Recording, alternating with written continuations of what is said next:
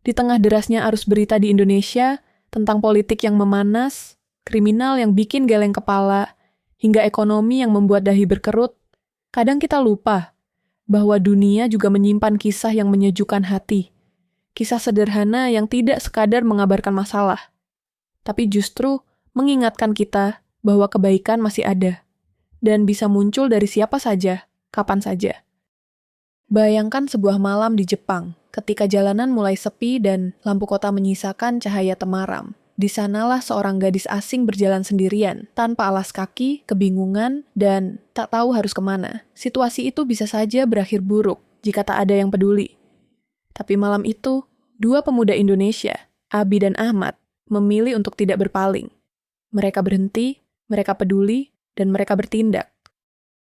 Apa yang mereka lakukan mungkin terlihat kecil, menemani, menenangkan, dan akhirnya memastikan sang gadis kembali ke keluarganya. Namun justru dari tindakan kecil itulah, polisi Jepang merasa kagum dan memberikan penghargaan resmi. Pertanyaannya adalah, apa yang sebenarnya terjadi malam itu? Dan mengapa kisah sederhana ini begitu penting untuk kita dengar di tengah hiruk-pikuk berita yang melelahkan? Segmen 1, Malam di Gifu, Pertemuan Tak Terduga.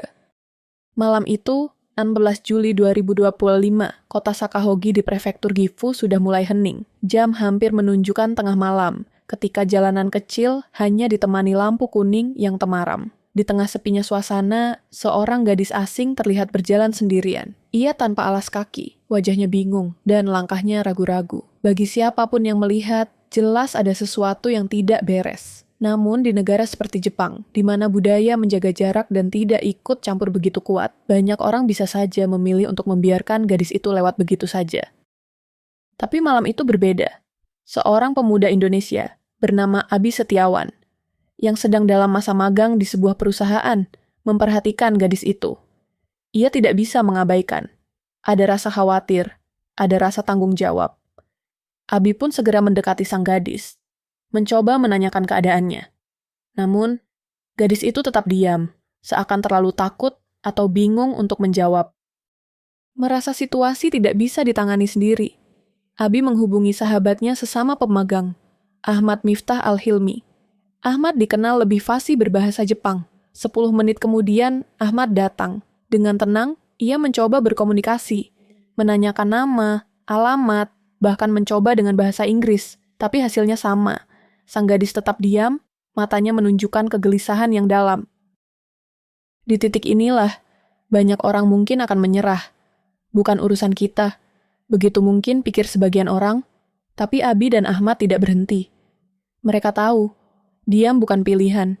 Dengan sabar, mereka menemani sang gadis, lalu menghubungi kantor polisi terdekat, yaitu polisi Sakahogi. Sambil menunggu aparat datang, mereka menenangkan si gadis, memastikan ia tidak merasa sendirian di tengah jalan malam yang asing dan sepi. Ketika akhirnya polisi datang, rasa lega itu nyata. Gadis tersebut akhirnya bisa dipertemukan kembali dengan keluarganya.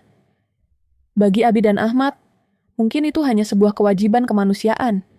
Tapi bagi keluarga si gadis, dan bahkan bagi polisi Jepang, tindakan itu adalah sesuatu yang besar. Malam itu, dua pemuda Indonesia menunjukkan bahwa di balik status sebagai orang asing, mereka tetap membawa nilai yang paling universal, empati dan keberanian untuk peduli. Segmen 2, Risiko, Budaya, dan Keberanian. Apa yang dilakukan Abi dan Ahmad malam itu sebenarnya tidak sesederhana yang terlihat. Di Jepang, ada sebuah norma sosial yang dikenal luas, tidak ikut campur dalam urusan orang lain. Budaya ini lahir dari rasa hormat terhadap privasi dan keinginan untuk tidak merepotkan sesama. Prinsipnya sederhana. Selama tidak diminta, lebih baik menjaga jarak. Dalam banyak kasus, norma ini menjaga harmoni. Namun, dalam situasi darurat seperti malam di Gifu itu, norma tersebut bisa menjadi penghalang bagi sebuah pertolongan. Abi dan Ahmad menyadari betul bahwa langkah mereka tidak bebas dari risiko. Sebagai pekerja magang, status mereka di Jepang masih rentan. Tindakan yang disalahartikan bisa berakibat fatal.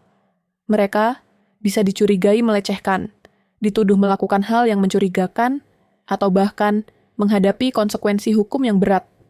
Apalagi Mereka bukan warga lokal, melainkan orang asing yang mungkin dipandang berbeda. Tapi justru di titik inilah keberanian mereka diuji. Mereka tahu, membiarkan gadis itu sendirian di tengah malam bisa berujung pada bahaya yang lebih besar. Dan keberanian itu bukan sekadar soal menghadapi risiko, melainkan juga soal melawan ketidakpedulian yang begitu mudah dijadikan alasan. Ahmad mencoba berkomunikasi dengan segala cara. Ia tahu, bahasa bisa menjadi jembatan, tapi ketika kata-kata tidak mampu menembus tembok ketakutan, kehadiran dan ketulusanlah yang berbicara. Abi, yang pertama kali menemukan gadis itu, tidak membiarkan rasa ragu membuatnya melangkah pergi. Mereka berdua bertahan di situ, hadir bukan sebagai orang asing, tapi sebagai sesama manusia. Kisah ini penting karena ia menunjukkan bahwa keberanian sejati tidak selalu tampak dalam bentuk heroisme besar. Kadang, keberanian justru ada dalam keputusan sederhana. Untuk tidak berpaling, untuk tetap menemani, meski tahu ada risiko salah paham. Abi dan Ahmad menegaskan bahwa kebaikan tetap bisa menang, bahkan di tengah budaya yang cenderung menahan diri. Dan yang lebih penting, keberanian mereka membuktikan bahwa nilai kemanusiaan bisa melampaui batas negara, bahasa, dan kebiasaan. Segmen 3, Penghargaan dan Apresiasi dari Polisi Jepang. Beberapa minggu setelah peristiwa itu, tepatnya pada 5 Agustus 2025, kantor kepolisian Kamo di Prefektur Gifu menggelar sebuah acara kecil tapi penuh makna. Di hadapan para petugas, 2 pemuda Indonesia, Abi Setiawan dan Ahmad Miftah Al-Hilmi, berdiri dengan wajah campuran antara gugup dan bangga. Mereka menerima sebuah surat penghargaan resmi dari Kepala Kepolisian Kamo. Bagi Abi dan Ahmad, mungkin kejadian malam itu hanyalah bentuk spontanitas kemanusiaan. Mereka tidak mengharapkan sorotan, apalagi penghargaan. Namun, bagi kepolisian Jepang, tindakan mereka layak dicatat. Dalam pidato singkatnya, pihak kepolisian menyampaikan bahwa jarang sekali ada orang asing yang mau turun tangan membantu orang lain di Jepang.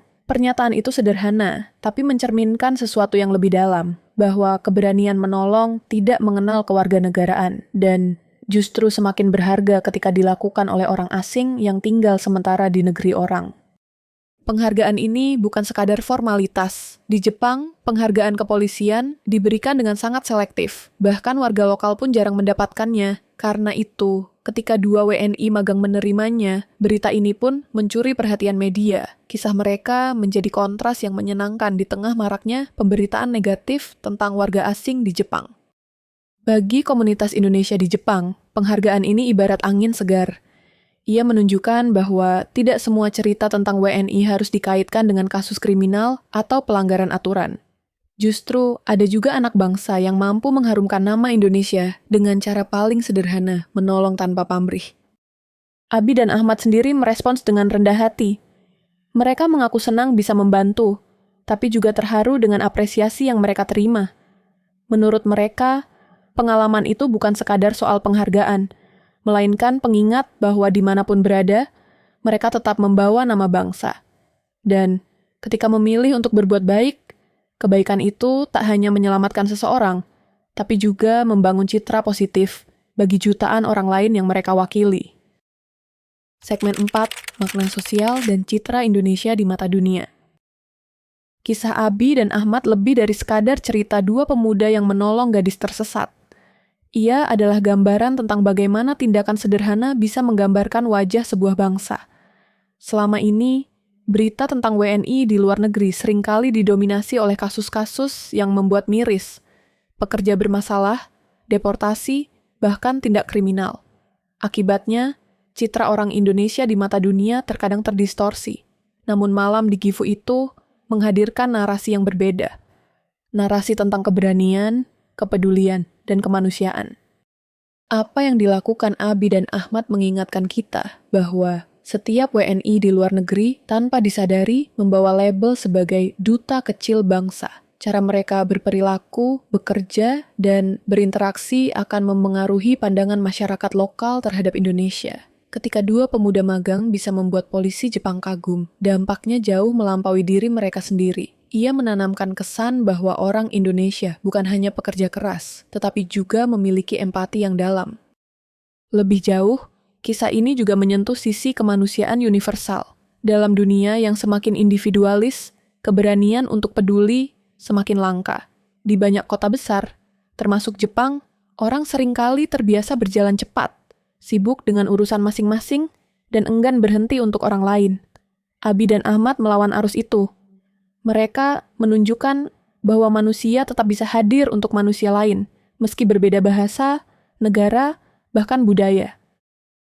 Bagi kita di Indonesia, kisah ini menjadi semacam cermin saat begitu banyak berita yang membuat kening berkerut tentang korupsi, konflik, atau pertengkaran politik. Kisah dua anak bangsa di negeri orang justru memberi alasan untuk tersenyum. Ia mengingatkan bahwa kebaikan tidak selalu lahir dari panggung besar. Kadang, ia muncul di jalan sepi, dilakukan oleh orang biasa, tapi meninggalkan dampak luar biasa. Dengan demikian, penghargaan yang diterima Abi dan Ahmad bukan hanya milik mereka berdua. Ia adalah milik kita semua. Sebagai bangsa, ia membuktikan bahwa meski Indonesia sering dicibir, kita tetap memiliki cerita yang layak dibanggakan di mata dunia. Terakhir, penutup. Di tengah derasnya berita yang sering membuat hati panas dan kening berkerut, kisah Abi dan Ahmad menjadi oase yang menyejukkan. Mereka mengingatkan kita bahwa kebaikan tidak mengenal batas negara, tidak menunggu pangkat atau kekuasaan. Cukup keberanian sederhana untuk berhenti, melihat, dan peduli. Karena pada akhirnya, dunia ini tidak hanya diwarnai oleh konflik dan masalah, tetapi juga oleh tindakan kecil yang mampu menyelamatkan, menginspirasi, dan membuat kita percaya bahwa kemanusiaan masih hidup.